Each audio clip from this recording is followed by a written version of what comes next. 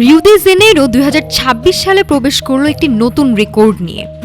2025 সালে শহরটি মোট 12.5 মিলিয়ন পর্যটক আকর্ষণ করেছে, যার মধ্যে 83% দেশীয় এবং 17% আন্তর্জাতিক ভ্রমণকারী। আন্তর্জাতিক পর্যটন গত বছর 44.8% বৃদ্ধি পেয়েছে এবং এর অর্থনৈতিক প্রভাব 27 বিলিয়ন রিয়াল, যা প্রায় $5.2 বিলিয়ন পৌঁছেছে। শহরের সাংস্কৃতিক কর্মসূচি, কার্নিভাল এবং বিশ্বব্যাপী পরিচিত রিওকে লাতিন আমেরিকার প্রধান পর্যটন গন্তব্যের মধ্যে স্থাপন করেছে। ক্রাইস্ট দ্য রিডিমার এবং আর্কোস দ্য লাপা জাতীয় পরিচয় ও গর্বের প্রতীক।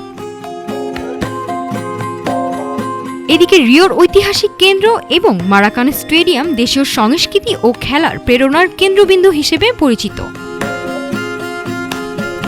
ব্রাজিল আন্তর্জাতিক পরিসরে তার বহুপক্ষীয় কর্মসূচি এগিয়ে নিয়ে যাচ্ছে, যদিও দেশটি অক্টোবরের নির্বাচনের দিকে এগোচ্ছে, যা দেশের ভূ-রাজনৈতিক অবস্থান নির্ধারণ করবে।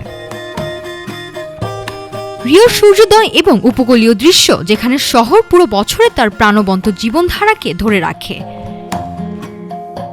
রিও দে জেনেইরো, যা তার সংস্কৃতি, খেলা এবং ইতিহাসের জন্য পরিচিত, যা এখন বিশ্বের পর্যটক মানচিত্রে আরও উজ্জ্বল হয়ে উঠেছে।